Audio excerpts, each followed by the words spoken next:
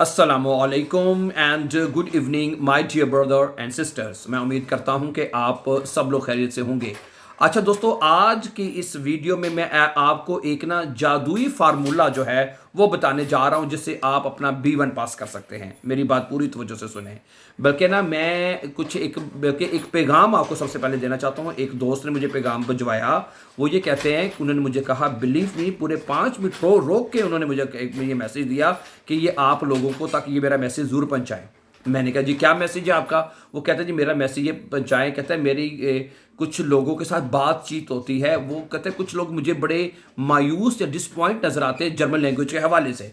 वो ये कहते हैं कि वो हमारे बहन भाई जो किसी ना किसी वजह से पाकिस्तान में अपनी तालीम नहीं कंटिन्यू रख सके या पढ़ सके, तो उनको जर्मन लैंग्वेज बहुत मुश्किल लगती है। वो ये कह रहे थे कि उनको ये बताएं कि अगर आपने पाकिस्तान में तालीम नहीं पढ़ी, आप किसी वजह से नहीं पढ़ सके, तो यहाँ पे आपके लिए एक बेहतरीन मौका है तालीम हासिल करने का जर्मन लैंग्वेज के ज़रिए से। मुझे उनकी बात बहुत अच्छी लगी। वो कहते हैं वो स्टूडेंट्स को पढ़ना नहीं आता। वो कहते हैं मुझे तो ABC भी नहीं आती, तो हम कैसे B1 पास कर सकते हैं या हम जर्मन सीख सकते हैं? तो मैं बल्कि अपना तजर्बा आपको बताता हूँ कि वो स्टूडेंट्स जो बल्कि नहीं पढ़ सकते या नहीं पढ़े लिखे किसी वजह से, तो वो ज़्यादा अच्छी जर्मन सीख सकते हैं। इसमें ठीक है, थोड़ा सा टाइम लग सकता है, कोई मसला नहीं, लेकिन ये है कि वो स्टूडेंट जर्मन जुबान सीख सकते हैं 100%। ठीक है, ऐसे बेशुमार स्टूडेंट्स हैं जो हमारे पास यहाँ स्कूल में, हमारे जैसे मैंने बताया हमारा यहाँ जर्मनी में स्कूल है, स्टूडेंट्स हमारे पास यहाँ पे पढ़ते हैं। हमारे पास काफ़ी बड़ी तादाद ऐसी भी है जो हमें बताते हैं कि हम तो नहीं पढ़ सकते, हमें तो लिखना पढ़ना नहीं आता। तो फिर हम उनसे कहते हैं कि बात सुने आप, उनको फिर हम क्या करते हैं, पहले उनको लफ्ज़ पढ़ना सिखाते हैं। और जो इतना ज़्यादा टाइम नहीं लेता, कम से कम 1 महीना लगता है, इससे भी कम टाइम लगता है कि 1 महीने में बंदा अच्छी भली जर्मन लफ्ज़ को प्रोनाउंस करना शुरू कर देता है। ठीक है, ओके। तो सबसे पहले हम उनको प्रोनाउंसिएशन सिखाते हैं, लफ्ज़ को पढ़ना, जोड़ना, लिखना, वो सिखाते हैं सबसे पहले। और वो बंदा, मैंने बताया, 1 मिनट से पहले बड़े आराम से सीख जाता है। फिर उसके बाद आहिस्ता आहिस्ता उनको स्टेप बाय स्टेप ग्रामर की तरफ लेके आते हैं। और ग्रामर जर्मन जुबान की इतनी मुश्किल नहीं है। मैं आपको पहले ही बताया है, जर्मन लैंग्वेज की ग्रामर बहुत आसान है। कहते मुश्किल है, नहीं पहले पढ़ती, मैं आपको कहता हूँ कि बहुत आसान है। सही है। मैं आपको बताता हूं कि आप हमारे इसी YouTube चैनल के ऊपर, आप जो हमारे बहन भाई नए आए हैं, ठीक है, वो ये बात को नोट कर लें। आप इसी YouTube चैनल के ऊपर प्लेलिस्ट है 100 डेज के नाम से। 100 डेज के नाम से 100 दिनों में हमने कहा था, 100 दिनों का मतलब है 100 दिन, शायद लगता है बहुत ज़्यादा है। नो, सिर्फ 3 महीने में, 3 महीने में, जैसे मैंने बताया ना, यहाँ जर्मनी में जो फोक चूल्हे हैं वो 8 से 9 महीने में बयान करवाते हैं। 9 महीने, साल तक टाइम ले जाते हैं, क्या प्रूफों के इम्तहान देते दिलाते हैं। सही है। आप हमारे इस चैनल के तवज्जो से हमारे हज़ारों सैकड़ों लोगों ने, यकीन करें, B1 का इम्तहान पास कर लिया। और हमें वो फ़ोन करके बताते हैं, मैसेज करके बताते हैं। ठीक है, और इतनी दुआएं देते हैं कि जी हमें हमारा 1 रुपया भी नहीं लगा और हमने अपना B1 का इम्तहान पास कर लिया, बिलीव मी। तो इसलिए मैं आपसे ये भी चाहता हूँ कि आप हमारे साथ भी, ठीक है, इस चैनल के थ्रू बहुत आसान से जर्मन ज़ुबान सीख सकते हैं। सही है, ओके, ठीक है। उसमें स्टेप बाय स्टेप, ठीक है, ये वो जो प्लेलिस्ट है, वो प्लेलिस्ट बनाने का मकसद भी यही है कि आपको तमाम लेसन, तमाम सबक जो हैं एक तरतीब के साथ हैं, एक सीक्वेंस के साथ आपको मिलते हैं, ताकि आपका टाइम ज़ाया ना हो।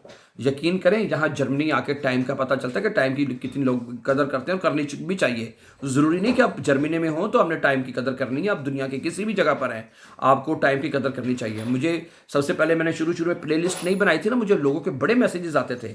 ठीक है, तो कि प्लेलिस्ट बनाएं, ये हमें सबक नहीं मिलता, ये नहीं मिलता, हमारा टाइम ज़ाया होता है। फिर उन्होंने मुझे मशवरा दिया, तो फिर हमने उनको फॉलो किया, और अब हमने एक प्लेलिस्ट बना रखी है। उस प्लेलिस्ट में आप एक सीक्वेंस के साथ आप मतलब लेसन वाच कर सकते हैं। फर्स्ट करें उसमें, जैसे मैंने बताया, 4 जर्मन केसेस आपने सीखने हैं, तो सबसे पहले आपको नॉमिनेटिव के 20-25 लेसन आपको मिलेंगे। जब नॉमिनेटिव खत्म होगा, साथ ही अकोजाटिव शुरू हो जाएगा, साथ ही डाटिव शुरू हो जाएगा, उसके साथ ही गैनिटिव शुरू हो जाएगा। ठीक है, उसके बाद फिर नेबनजार्ट्स भी शुरू हो जाएंगे। ठीक है, सेंटेंस मेकिंग, जो everything has been very beautifully and very easily explain, my dear brothers and sisters. ठीक है, तो 100 के डेज के नाम से वो प्लेलिस्ट है। ठीक है, ओके। तो ये देखें, हम हमारी कोशिश है, ठीक है, हमने सादा तरीके से, मैं कहता हूँ एक सिंपल तरीके से, जो कि हर बंदे की समझ में आने वाला है। मैं अक्सर आर्टिकल्स पढ़ता हूँ कि बड़ा औखी ज़ुबान है, दुनिया की मुश्किल तरीन लैंग्वेजेस में से एक ज़ुबान है। ठीक है, शुरू में शायद बंदे को लगता है, लेकिन जब बंदा इसमें पढ़, जहाँ, ठीक है।